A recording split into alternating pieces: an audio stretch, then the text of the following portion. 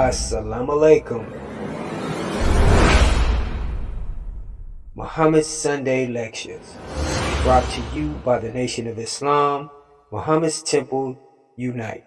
This Sunday's lecture will be brought to you by Brother Secretary Daniel Shabazz.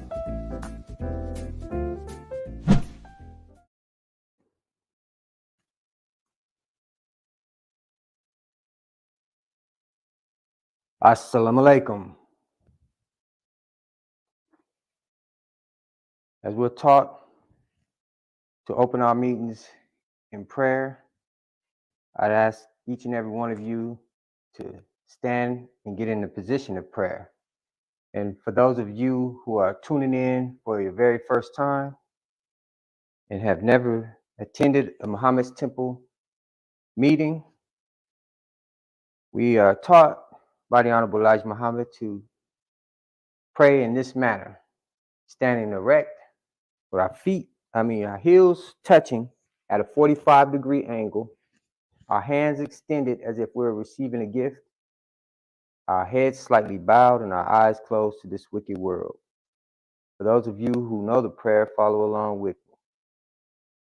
In the name of Allah, the Beneficent, the Most Merciful, Master and Savior of this day of judgment in which we now live, to Thee alone do we serve, and to Thee alone do we beseech for Thine aid. Guide us along the right path, the path of those upon whom Thou hast bestowed favor, and not on the path of those upon whom Thy wrath is brought down, nor of those who have gone astray after they have heard Thy teaching. Ameen. In the name of Allah, the Beneficent, the Merciful, we can never give enough thanks and praise to Allah for coming in the person of Master Farad Muhammad and for raising in our midst a divine leader and teacher, the Most Honorable Elijah Muhammad. In those two great men's name, I greet each and every one of you in our greeting words of peace and paradise in the Arabic language of Assalamu alaikum.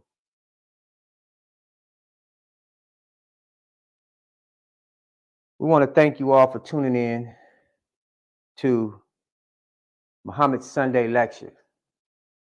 These lectures are brought to you by the Lost Foundation of Islam, Muhammad's Temple United.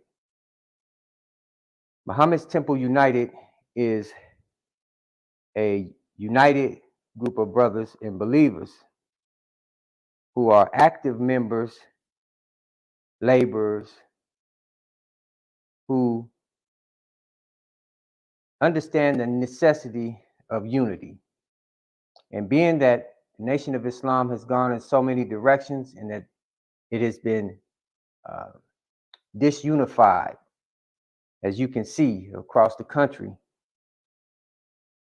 we all understand unity is the key to our success.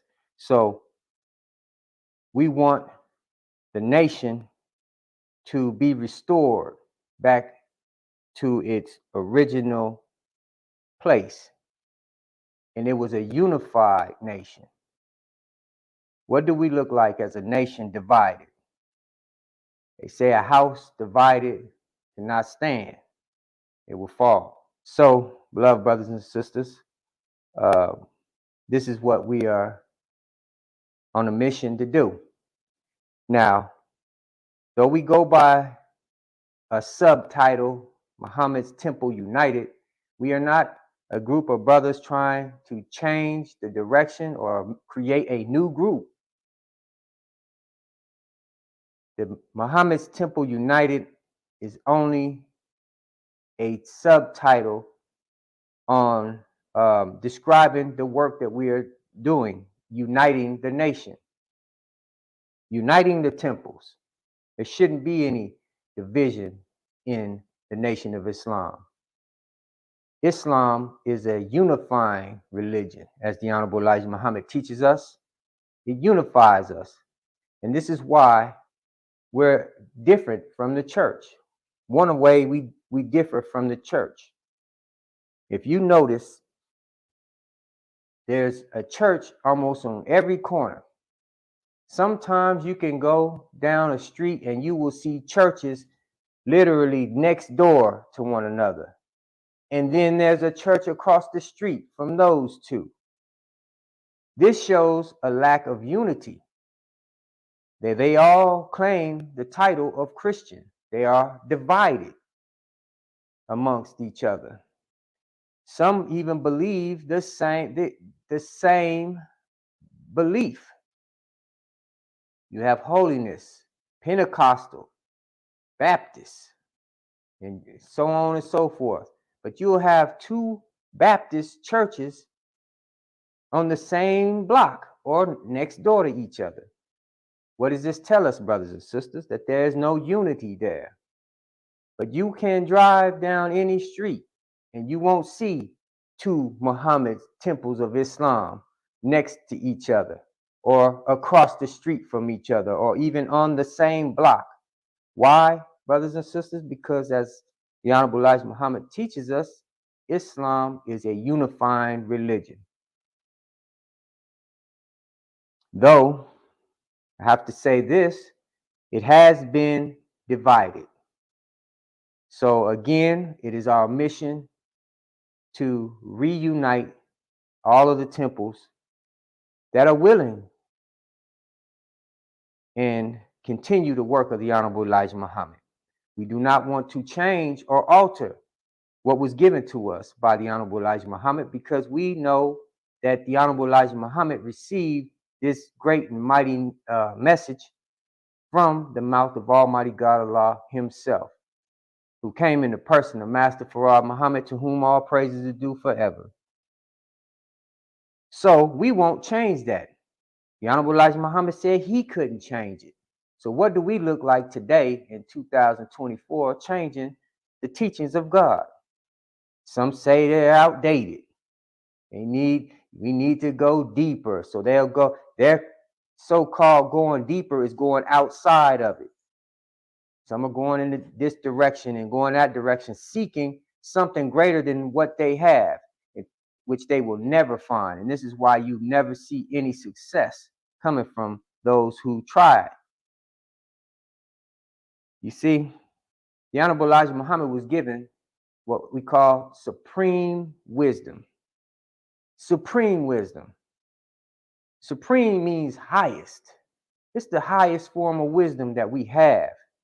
We don't have to go outside of what we got. We just have to grow in the understanding of what we got. And it's so much to understand and unlock. See, the Honorable Elijah Muhammad wrote 5 books. Message to the Black Man, Our Savior Has Arrived, How to Eat to Live, book 1 and 2, and The Fall of America. If you read those books, I've read the Message to the Black Man, Fall of America, Our Savior Has Arrived, over and over again. And each time I read those books, I see something I may not have noticed before. It's like I read it for the first time. Or my understanding of what I read grows a little bit deeper. So, brothers and sisters, we're not here to change any of that. We just want to grow in what we were given. So, brothers and sisters, again, we'd like to thank you all for tuning in. And for those of you who are tuning in for your very first time, I always like to get you familiar with the Muhammad's Temple meetings. Now, as I stated earlier in one example, we are not like the church. We are much different than the church. There's quite a few things you will notice. One thing you're going to notice, we don't have any band or choir singing and dancing in our meetings. And it's not that we have anything against music and musical instruments. We understand that we are the authors and the creators of music. That's right, brothers and sisters. Black people are the creators and authors of music. So it's not that we hate music. It's just that there's a time and a place for everything.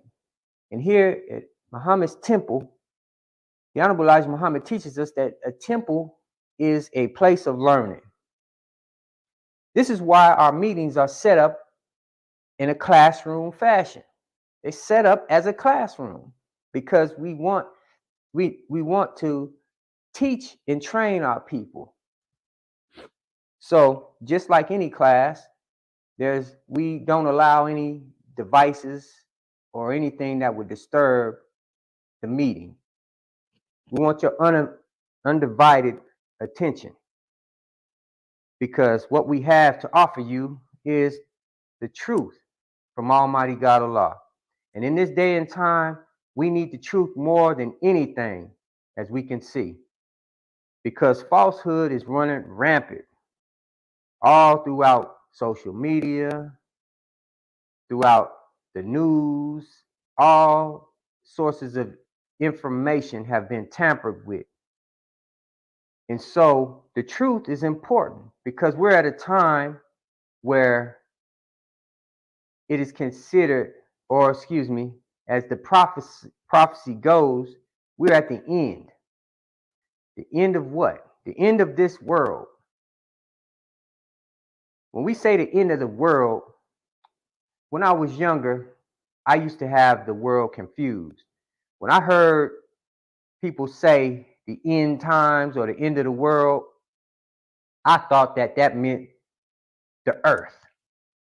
I confused the world with the earth. And I thought that the earth was going to be ending. In actuality, the Honorable Elijah Muhammad teaches us that there are many worlds on earth. The world that is at an end is this wicked world that we see today.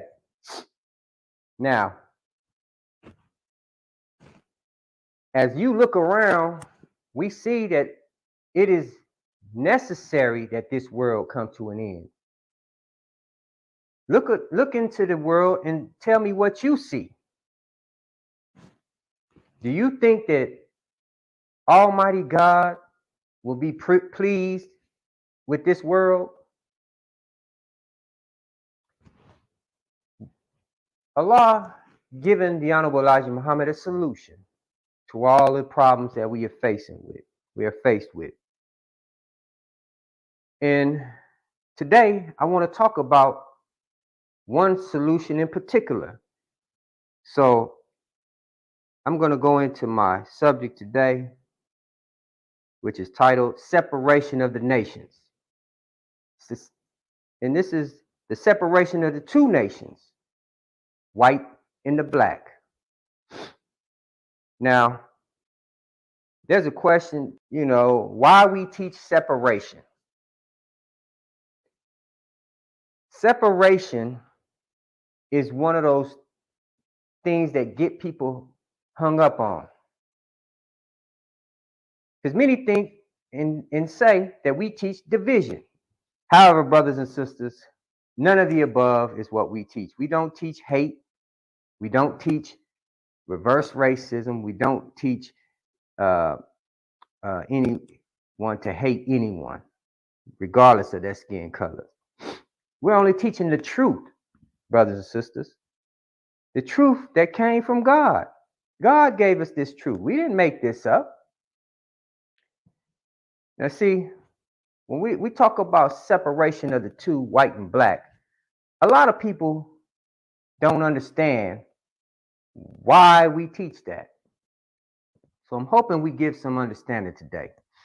Now, I know many of you are like myself. I come from a family that is mixed. We have a lot of interracial couples in my family, both sides of my family, my father's side and my mother's side. So I know many of my family don't like to hear me talk like this. And many of you out there don't like to hear this conversation, but this is a conversation that must take place. We must tell the truth regardless to whom or what.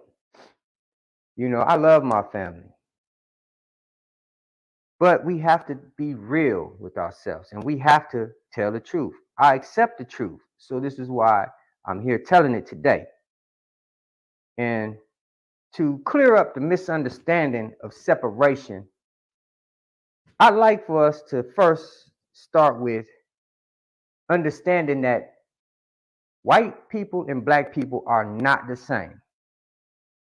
Because we have a misconception that all people are the same.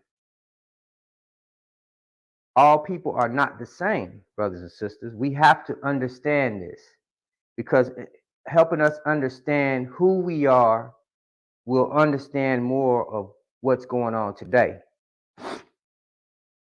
Because if we had known who we were during the time of slavery, then coming out of slavery, our mission would have been different. You know, we would have had a different mind frame coming out of slavery, and we probably wouldn't be in this condition we are in today. So let's start by examining one another. You know, last part one of this lecture, we talked about the difference in nature of the two, black and white, the different natures of the two. And just to give a little recap, I want to touch on what the Honorable Elijah Muhammad teaches us about man and mankind. Because for the longest, I grew up thinking man and mankind were the same thing. I thought when they said mankind, they were talking about man. I thought that was just another way of saying man. However, that's not the truth. Man and mankind are two different things. The Honorable Elijah Muhammad woke us up to this. He teaches us that man is the original, meaning the first. Mankind is a kind of man. He was made from the man. See, when Allah revealed that to us, you know, science and history backs that up. That the black man, that all nations and races come from the black man and woman. The messenger teaches us that the white race was a grafted race, grafted out of the black man. And this is true. Science will back this up. And just a recap from part one, where the Honorable Elijah Muhammad teaches us how that graftation process took place. He said it took place in 3 different stages, which were 200 years each stage, to get to the final stage, which was a white man. And this was all done by one of our scientists, was a black man by the name of Yaqub. In the Bible, he goes by Jacob. Now, Yaqub was a scientist who discovered at an early age that there are 2 germs inside of the black man, a brown germ and a black germ. He understood that the brown germ was more aggressive than the black germ, and the brown germ always wanted to dominate the black germ. So he decided to make a people, split the 2 and make a people out of one that will rule the other. Excuse me, brothers and sisters, forgive me. He wanted to make a people that will rule the people of the planet that was ruling at the time, which was black people. He wanted to make a man, and he did. He went to work. It took him 600 years to make this man. Now, the Honorable Elijah Muhammad teaches us that Yaqub did not live 600 years to see his work done. But what he did was begin the process, and he taught his doctors and scientists and all those who worked under him what to do to carry out that mission. And in the 600 years, they produced the white race. Now, remember, the brown germ and the black germ. The brown germ always wanted to take over the black germ. Is that right? So in the nature of this man that he produced him to be a ruler. Now notice, Who runs the world? Who has been running the world for quite some time now? You don't even have to think long on that. We all know that the white man runs the world because that's what he was made to do. And if you study them, study their nature, they don't want to be ruled by anybody. You can't make a white man a slave. You can't, because they don't have a submissive nature. Now,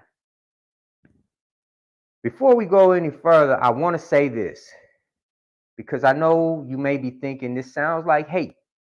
This is not hate, brothers and sisters. It's only truth. And I want you to understand this. Not all white people are out to hang, lynch, and murder us. Because just like we don't know ourselves, many white people don't know themselves as well. And some of them are better than others, because some of them can submit by faith. The Honorable Elijah Muhammad teaches us that there are white Muslims that believe just like we believe, and they accept Islam on faith. Now, the difference between the white man and the black man when it comes to Islam is that Islam is our nature. We were produced out of righteousness because we came with creation. Allah created us this way. He created us in our creation. We were created to submit to his will. Allah created us to submit. So that's part of our nature. We were created in. When the white man was brought about, his nature was different because he was made to rule over us. So he doesn't have a submissive nature. Now, again, brothers and sisters, that does not mean that he can't submit. By faith, many of them will submit. Now, let me get back.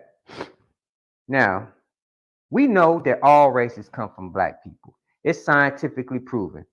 You can do the research. The scientists already proven that. They know and understand that all people come from black people. And as part one of this series, I explained how through the black man and woman, you can produce every shade of color on the human spectrum. Is that right? We know that's a fact, especially those of us who are black. We can look into our family and see two black people make a yellow baby. We in the black community, we call them yellow bones. Is that right? Two dark people can make a yellow bone baby. Two dark parents, two black parents can produce a brown baby. Two black parents can produce a red baby.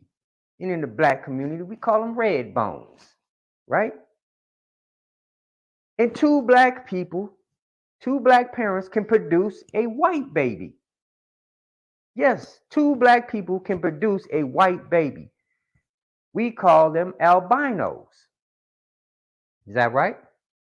Now, to show this difference between the white and the black, you take two white parents. Can they produce a yellow bone baby? Can they produce a brown baby? Can they produce a red bone baby? Can they produce a black baby?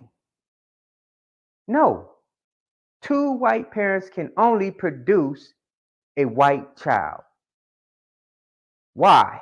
Because they don't have the dominant gene inside of them. They are a made man from the original. The original can produce all shades of color. Now, I want to point out something that the Honorable Elijah Muhammad teaches us, and that's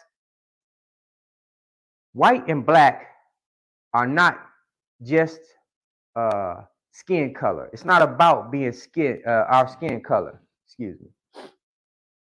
See, we're not black just because of our skin.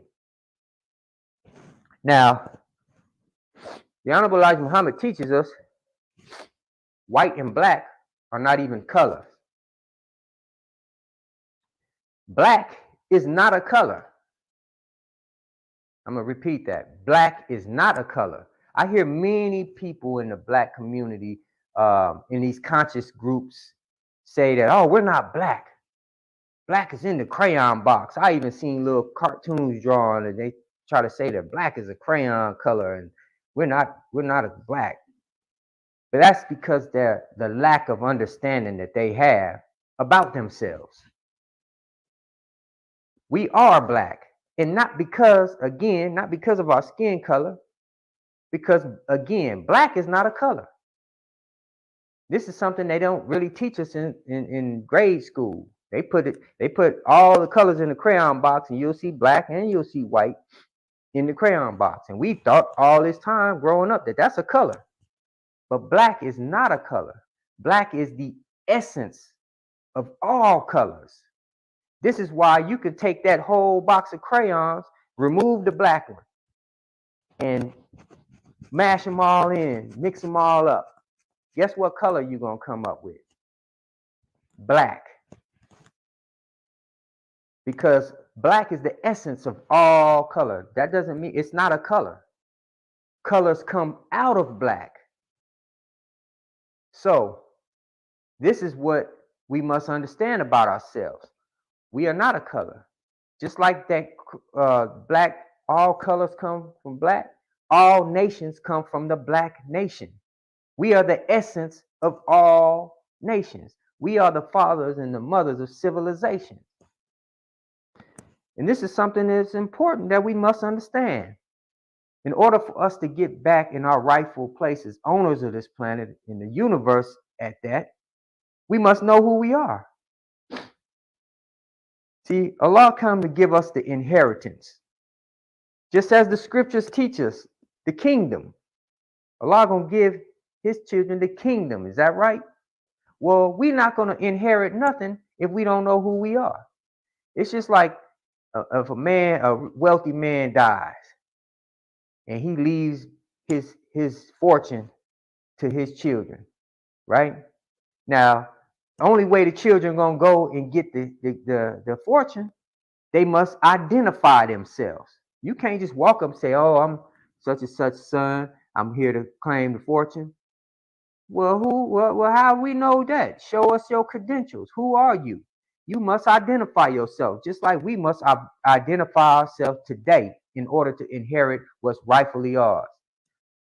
Now, back to this white and black. As I said, black is not a color, neither is white. White is not a color. The fact about it, white is the absence of color, meaning it doesn't have any color in it. It's colorless.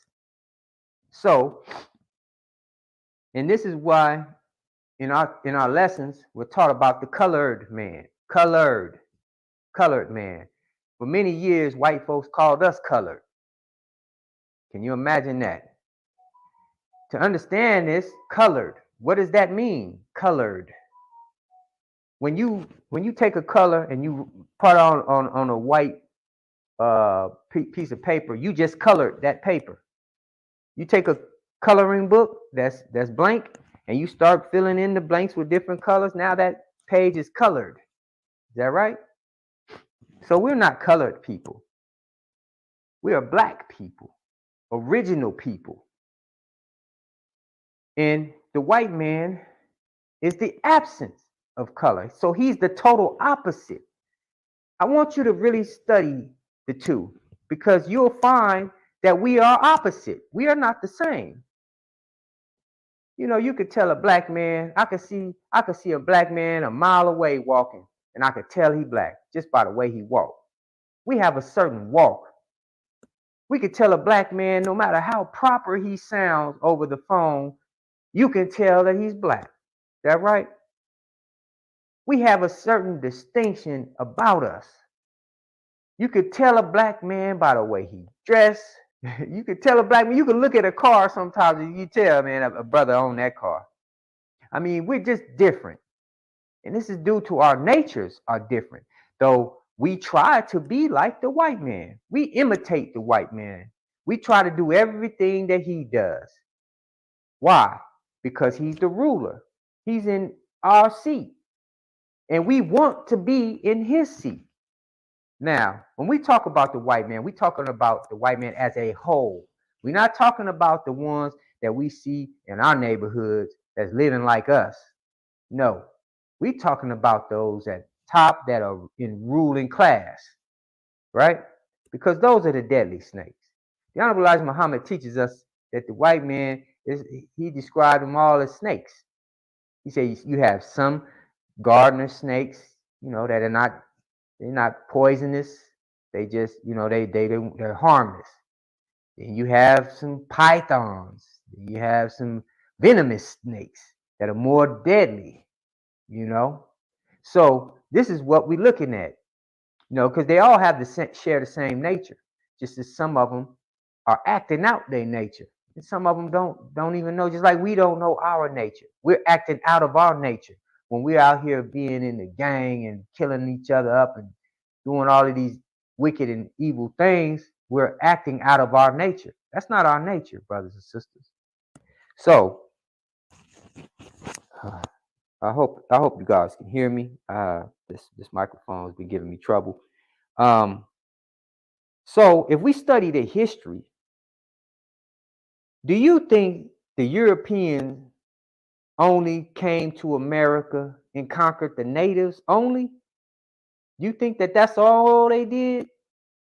No, they did that in Israel. They did that all over the world. Everywhere they have went, they conquered the land and the people.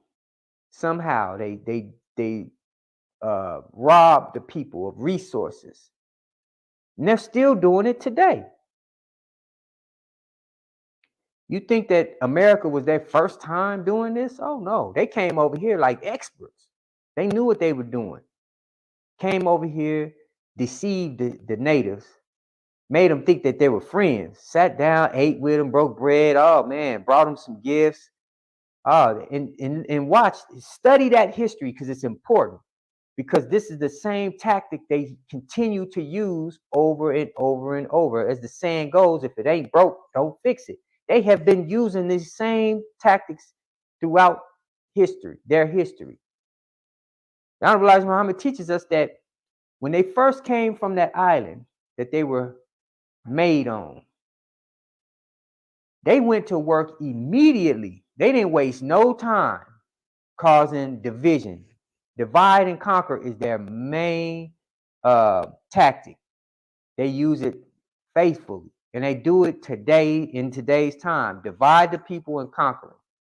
Now, do you think that the coming here in America, that was their first time? Oh, no. They came over here skillful. So, if you do believe that this was their first time doing this and they haven't, then you need to really hear the messenger, Elijah Muhammad, more than ever. Let's look at the Bible. In the beginning, right? What do you believe took place? You think God just poof, all of these races came at the same time? Is that what you believe? Because we need to understand reality, brothers and sisters. Do you believe that all the races came exactly the same time?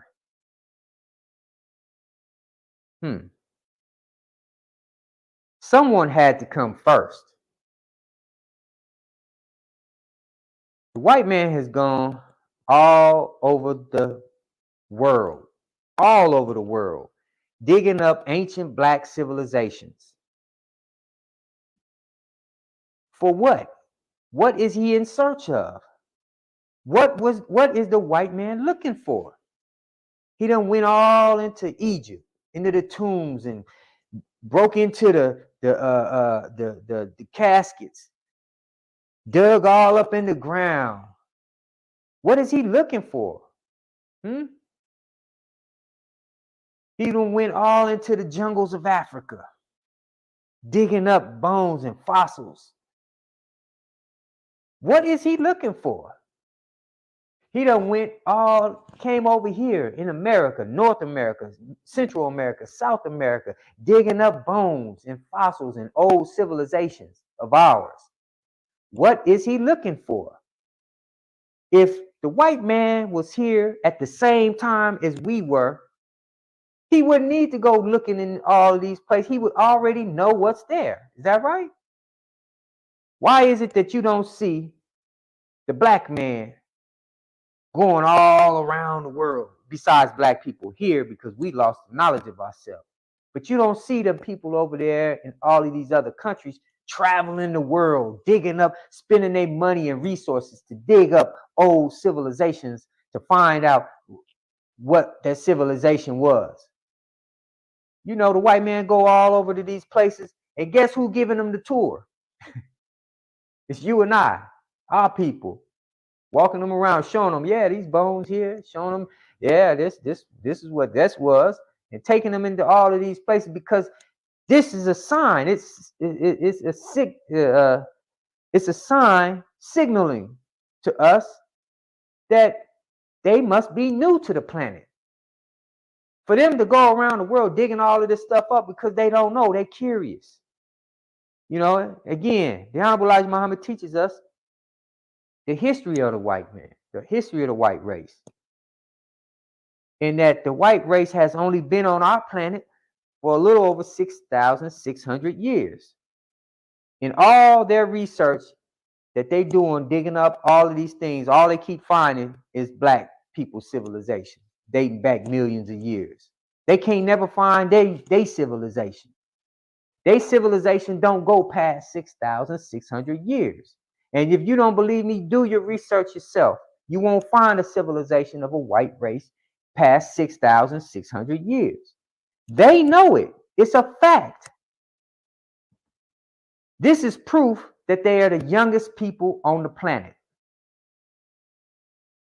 And their history gives us many clues to this. The Honorable Elijah Muhammad teaches us that history best qualifies and rewards all research. Why?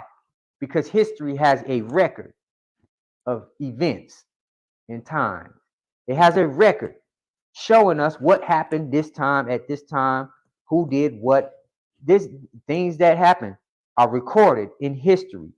This is why it best qualifies and rewards our research, because we'll find data and information that is recorded. Now, in their history, in the white man's history, we'll notice something. They are notorious, and I have to say that loudly, notorious for discovering things. Is that right? They're notorious for discovering land that other people already occupy. They discover land that other people already live on. Is that right? They're notorious for discovering things. Why is that? You know, to discover something means that you didn't even know it was there. If you discover something, oh, wow, you didn't know it was there, right? This is another indication that the white race has only been here a short time. They don't know what was going on back in the days of the pyramids. That's why they're digging it up. They don't know what was, and they want to find out all of these things, and they're trying to find themselves. They want to find out where we here. Where were we at during all of these things, right? So they are the most discovering people of the planet Earth. They just discovering everything. Why you don't never hear of any black people going around discovering land that somebody else occupied? Because we understand our nature is different. If somebody is living on the land, we're not going to go over there and say, oh, I just discovered this land that these people are already living on. No, them people discovered the land. You just happen to come over there and see that they was already living there, you know? And see, we got to be careful with these white folks. You know, they've been all around the world discovering, and they always looking for a new discovery. So watch out there. You got some land and some property, you better watch out. You know, but why we don't hear about black people discovering anything? You know, that's because we've been here. Black people have been here. Black people know. The original man knows every square inch of this planet. This is his home. He knows his home. Just you and I here in America don't know. So this explains why the white race has gone all over the world digging up and studying old ancient civilizations of ours, because they're curious. This explains their adventurous nature, because they're curious. They want to know. And you notice something, they have an adventurous nature. You know, notice how much they love adventures. They love to sail the seas. They love to go hiking, skydiving, deep sea diving, mountain climbing, rock climbing, bull riding. And they love to hunt for sport, and etc. On and on. And there's so much. They love adventure. It's almost as if it ain't dangerous, then it ain't fun for them. If it don't have no danger, if it don't come with no danger, it ain't fun for them. Now you might say, well, Brother Daniel, oh, black people do them things too. They skydive, deep sea dive, and all of this stuff too. Yeah. However, we only do that, as I said earlier, to copying them. Before the white man was here, we didn't have no interest in none of that stuff. We didn't have interest in that. We wasn't doing them near-death things that cause near-death experiences. We didn't get a thrill off of doing all of that stuff. We learned that from them. And we've always tried to copy them. Being that they were the newest people of the planet, they mesmerized everybody. We thought that these people were, we didn't know. We wanted to be like them. We thought they were, they were different. We knew they were different. And one thing about Yakub, their father, Yakub, that was his, one thing he knew is that opposites attract. He made an opposite of us that will attract us. And this is what we see today. We can't deny that we weren't attracted to the white man's world and civilization. Look around the world. Everybody wanted to copy the white man, from Africa, Asia, all of the islands. Everybody wants to be like, copy and imitate him, his lifestyle. Is that right? But let's talk about their adventurous nature, though, for a second.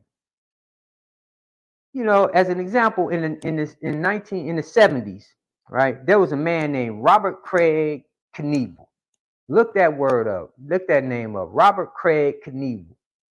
Now, interesting, he had a nickname that he chose, I believe, himself. And it's very interesting. He called himself Evel Knievel. Evel Knievel. I highlight that evil in his name. Evel Knievel. Old devil must have knew himself. Anyway, this man, he was a motorcyclist, right? And he performed stunts. And this is just to show that adventurous nature that they have. This man would perform miraculous stunts. This is what made him famous. Now, he had at one point in time, he wanted to do a stunt, and you can go ahead.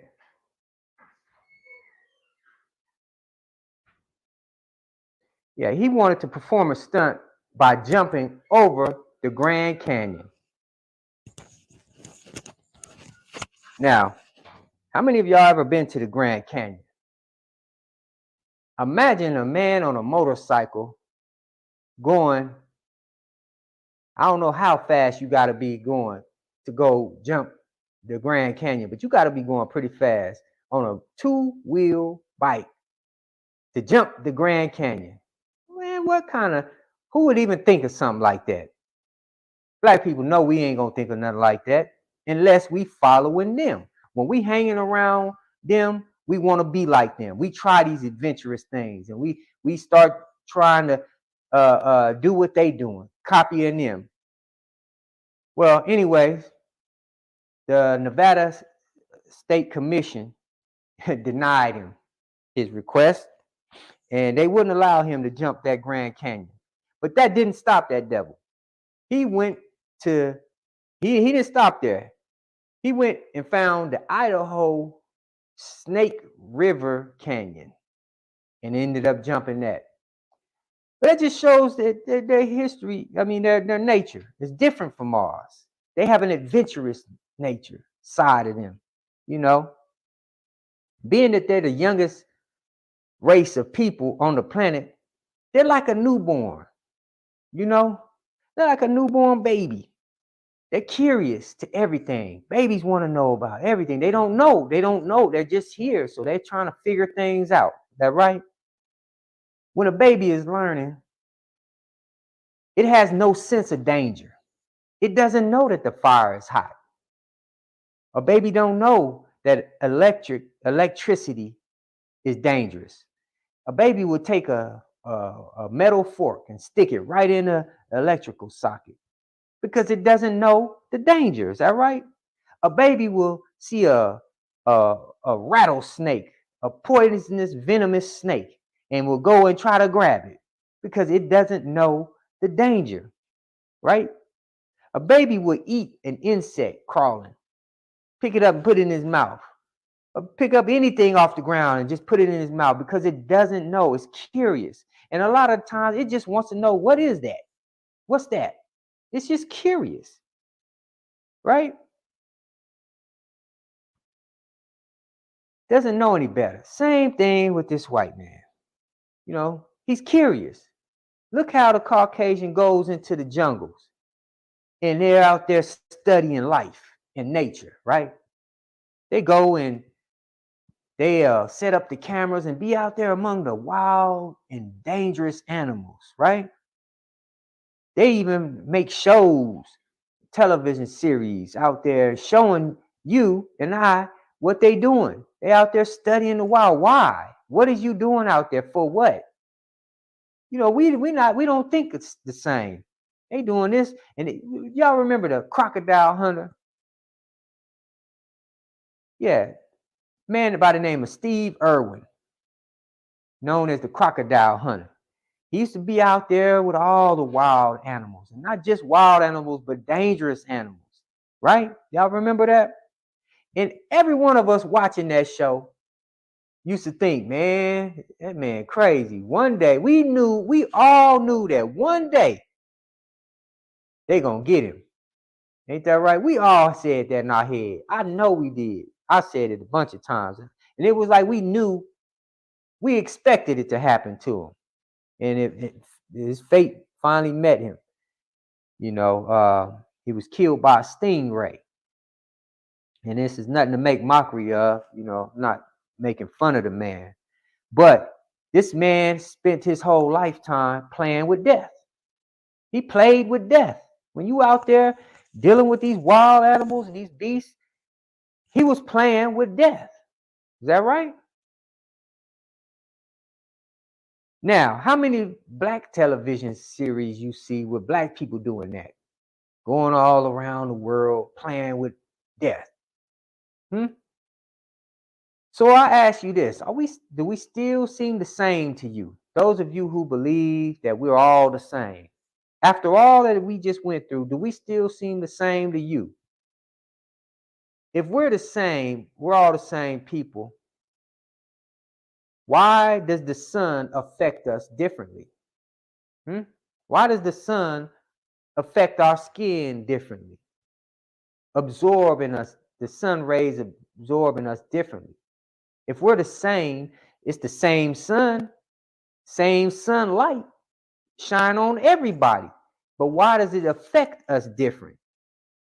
This is an indicator that we are not the same. We're two different kinds. Now, our hair Our hair is different, right? Why? If we are the same, why are there so many differences? Think about this, brothers and sisters. We don't look the same. Half the time, if you take us in our natural state, we don't act the same. We don't think the same. We're different. And it's important we understand this because it's part of knowing ourselves and knowing who they are. Knowing the knowledge of who we are is important because it puts us in a mindset of getting back to being who we are as rulers. We don't no longer want to be ruled by another man anymore. Is that right? When you understand who you are, you don't want nobody else over you. You want to rule yourself. Just like all the other nations of the world rule themselves. The Arab nation rules the Arab nation. The Africans rule the Africans, right?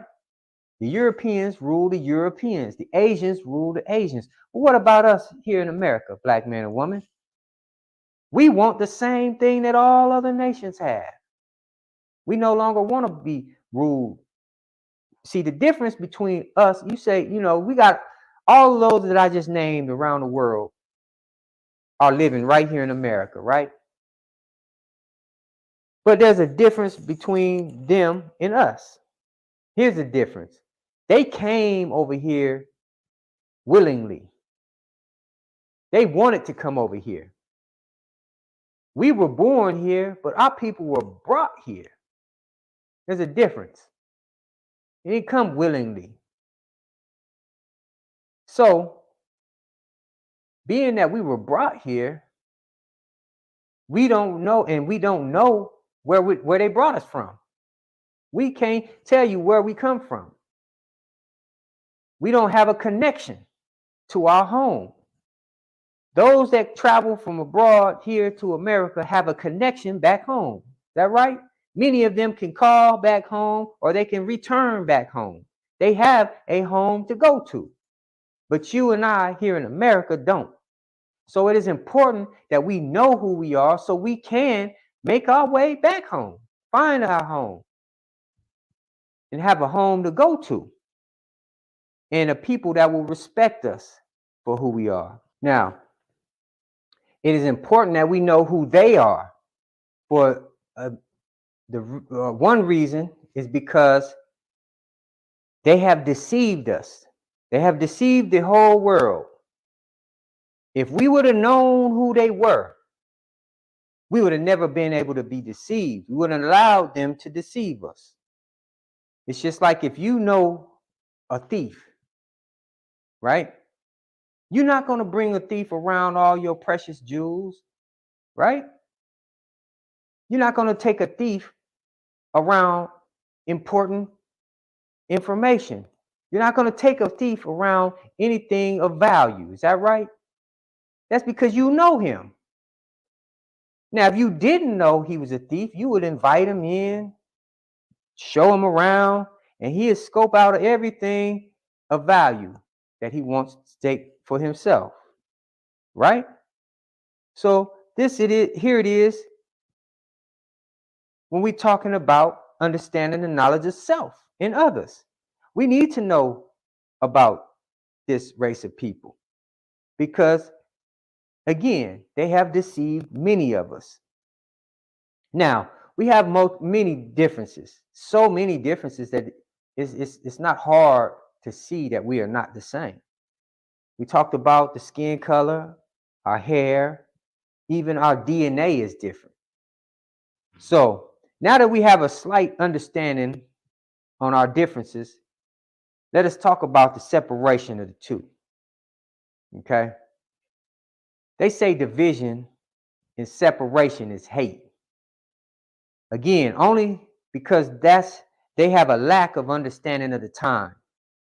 As history shows us, we have a race problem here in America but all over the world, not only here in America, but all over the world, right? Anywhere you find the black and the white race, you're going to find some type of racism going on, right? You're going to have a race problem somewhere. In Europe, there's a race problem. In Asia, there's a race problem. In Africa, there's a race problem. In South America, there's a race problem. In Central America, there's a race problem.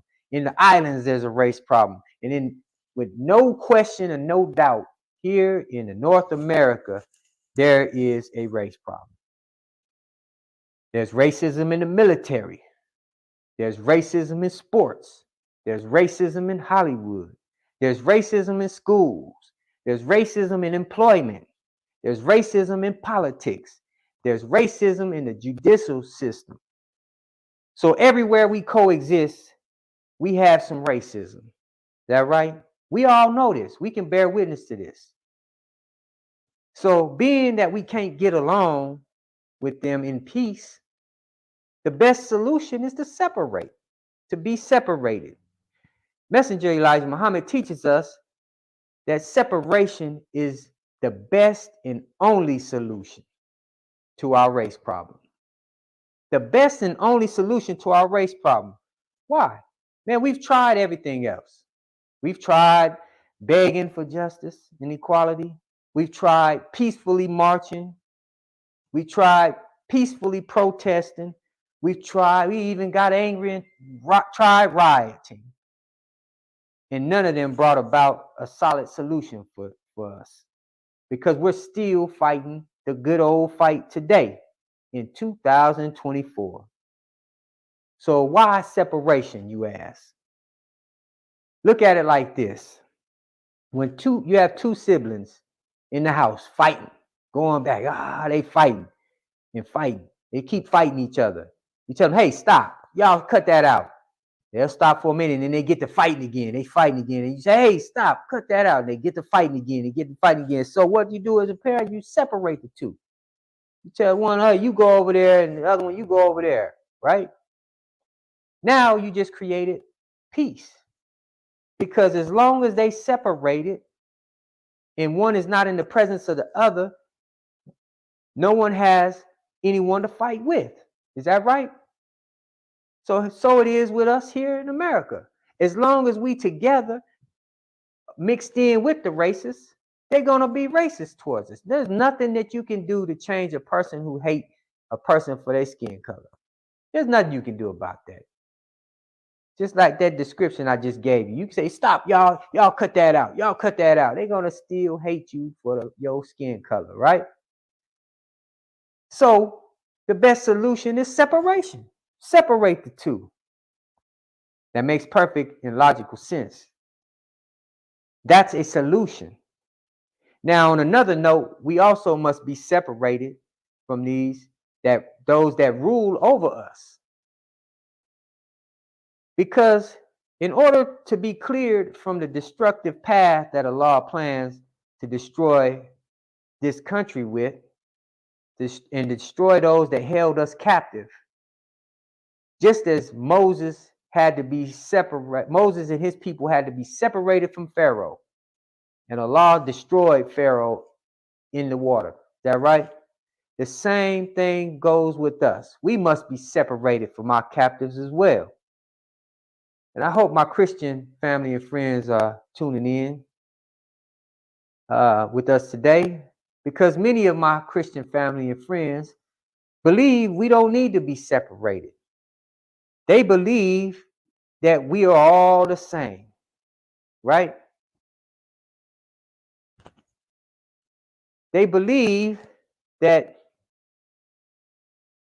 we are all equal in the eyes of God. Well, I'm here to tell you, brothers and sisters who believe that, who are in the Christian church, I believe you need to study the Bible a little bit deeper. Because in the Bible, it teaches us that God and the prophets went along with separation. The Bible teaches us about separation. I'll ask my Christian family out there, pull out your Bibles. Let's go to Matthew chapter 13, verse 24. We're going to be reading verse 24 through 30. Okay? And this is Jesus giving a parable. And he's describing separation. And it reads like this. Chapter 13, verse 24. Another parable put he forth unto them, saying, the kingdom of heaven is likened unto a man which sowed good seeds in his field. But while he slept, his enemy came and sowed tares among the wheat and went his way.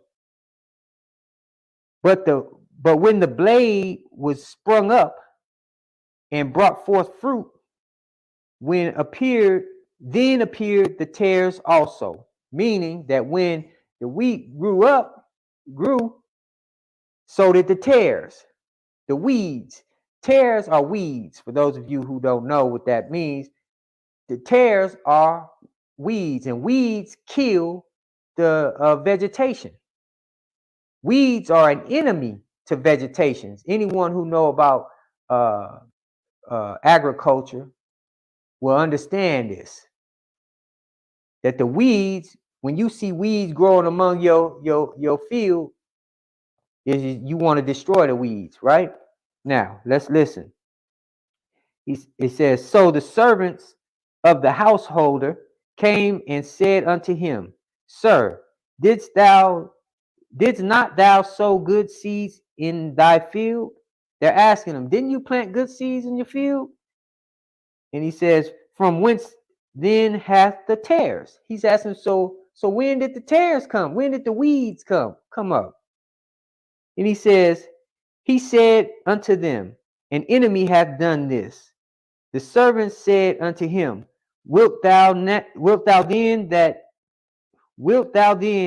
that we go and gather them up? He's asking the man, do you want us to go and gather them up, gather the weeds up?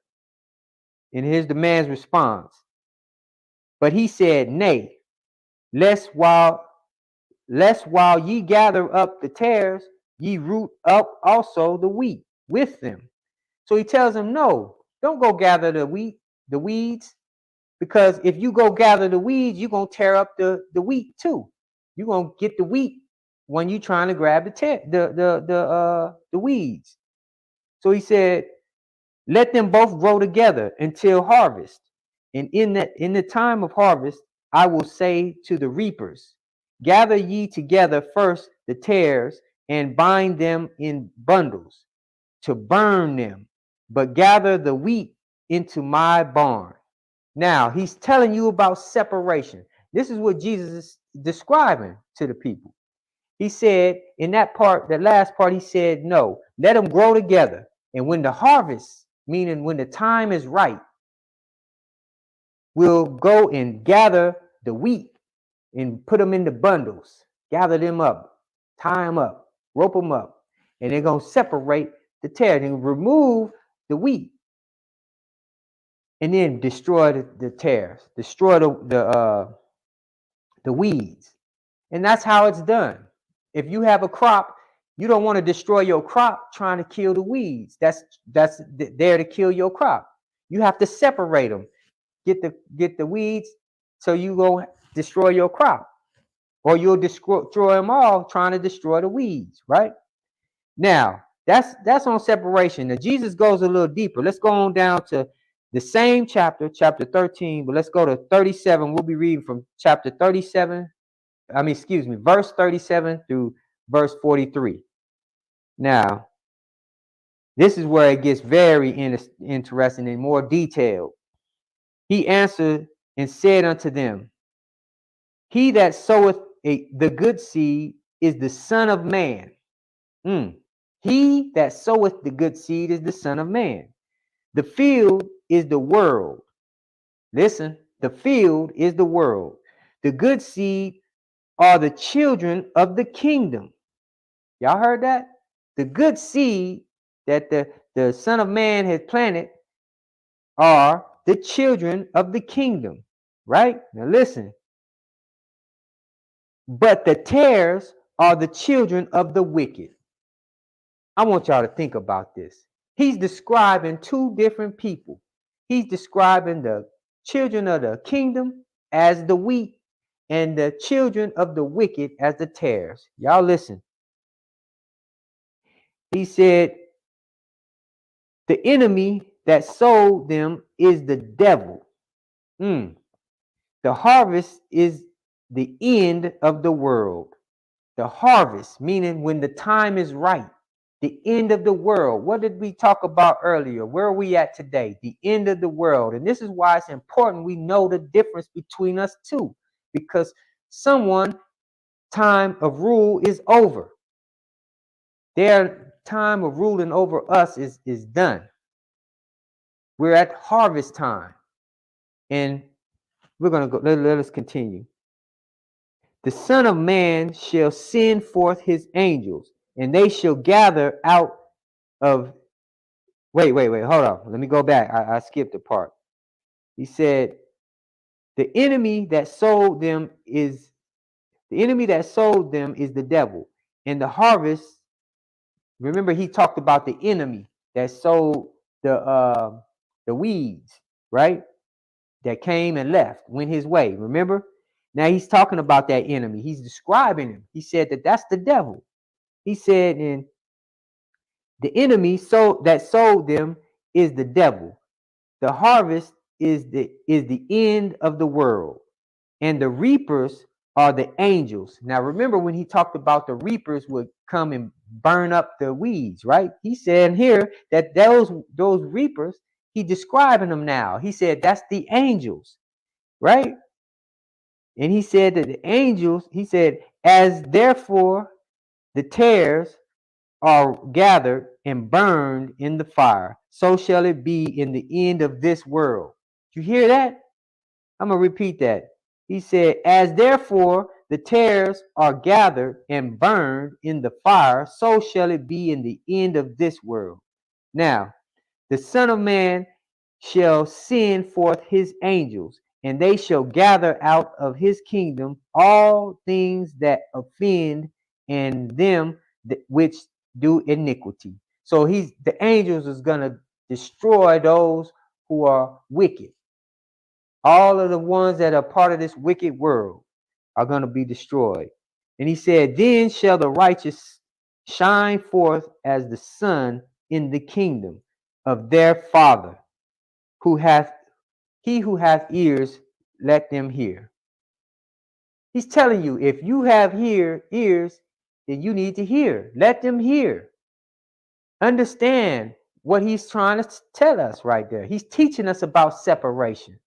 So, for those of my Christian family who think that what we're teaching is hate and what we're teaching is separation, what we're teaching on separation is not a solution, then maybe you should listen to Jesus. Jesus gave you a perfect example.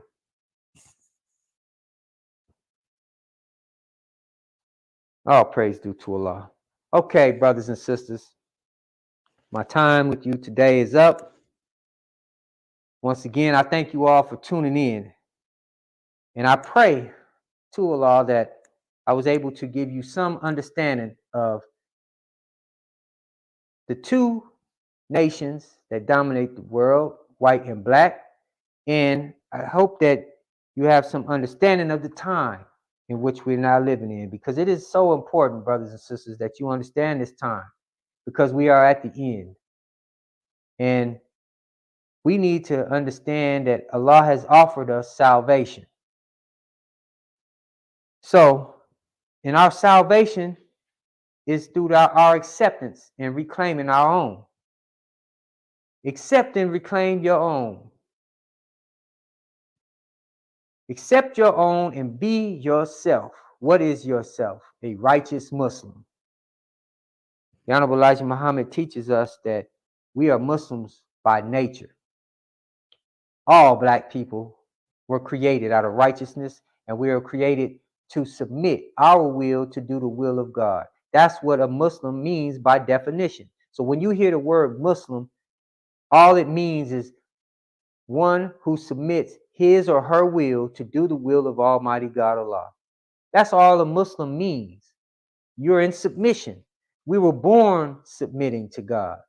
We were born submitting to his will.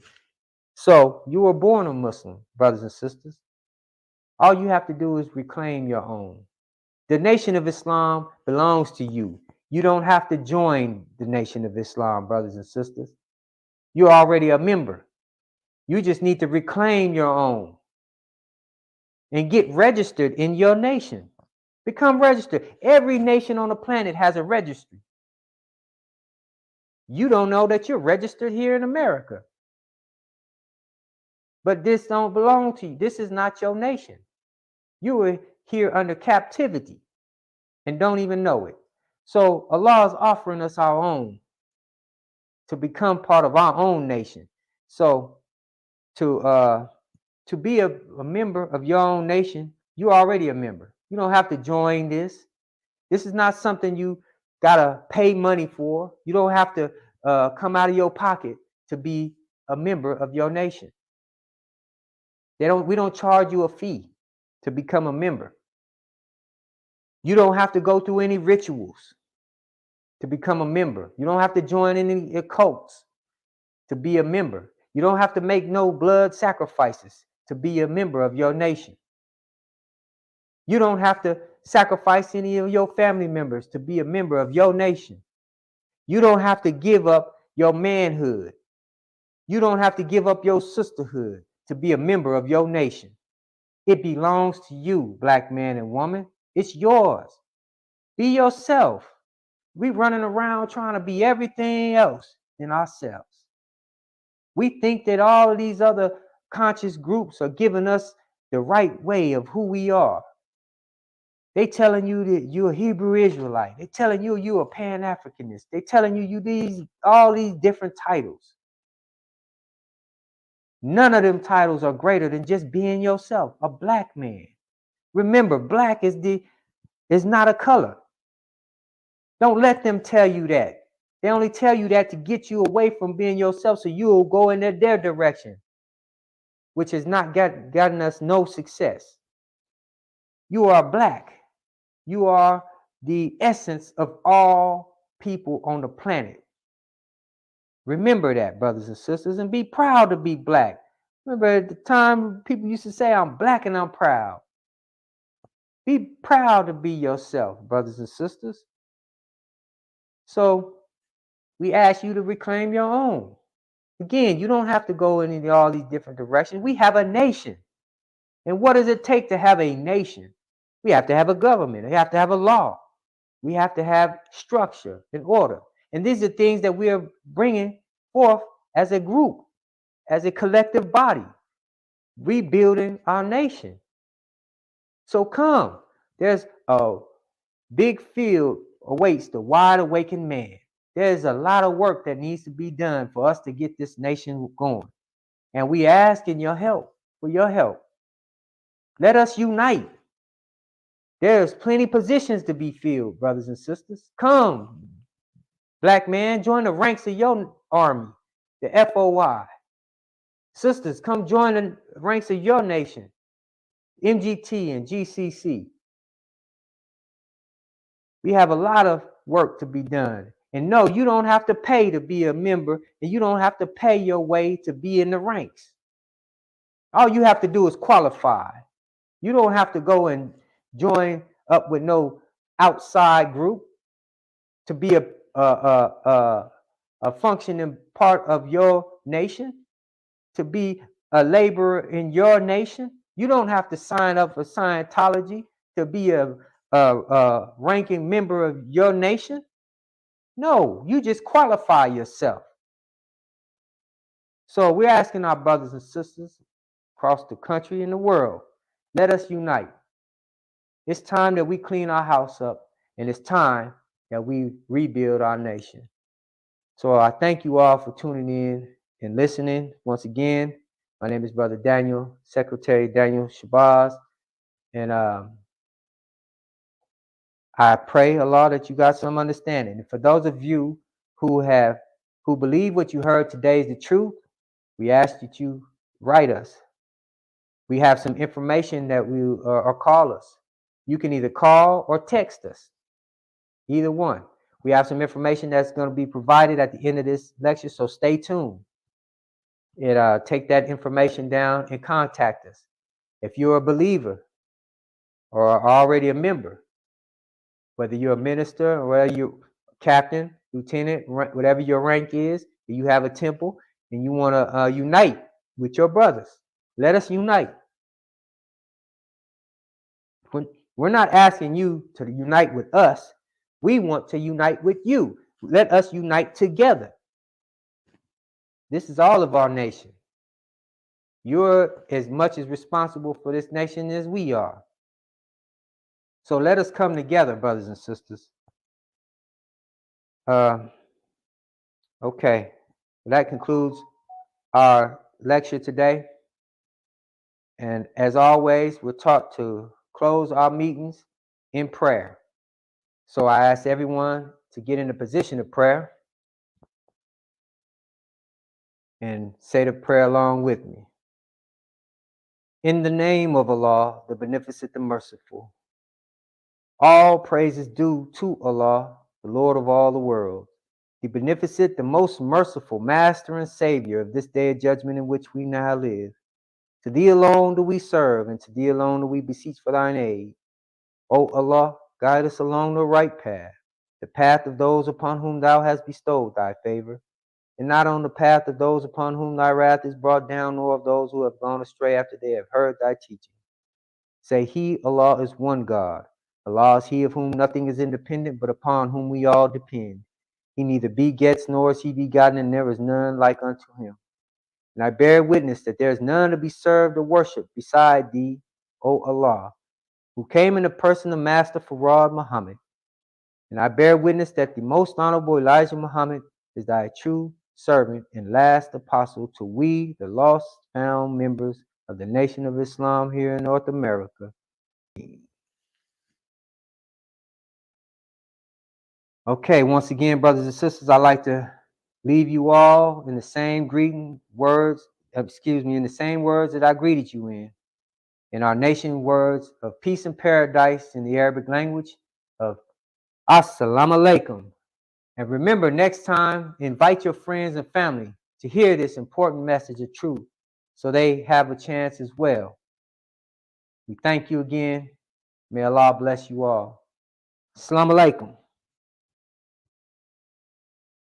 If you believe what you heard taught today on Islam is true, and you would like to learn more or you are ready to accept and reclaim your own, contact the Lost Found Nation of Islam Muhammad's Temple United at 623-312-4352. Again, that's 623-312-4352.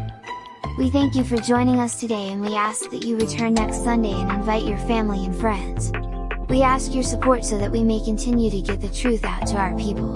You may contribute by donating to our Cash App at $MT United. That's $MT United. The Lost and Found Nation of Islam, Muhammad's Temple United, is seeking to unite with all of the believers in temples across the country. If you are a member or a part of a temple, or if you have a temple, contact us and let us unite one nation under one way of life, Islam as taught by the Honorable Elijah Muhammad. Don't see your city or state? Let's change that. Let's unite and put your temple on the map of unity.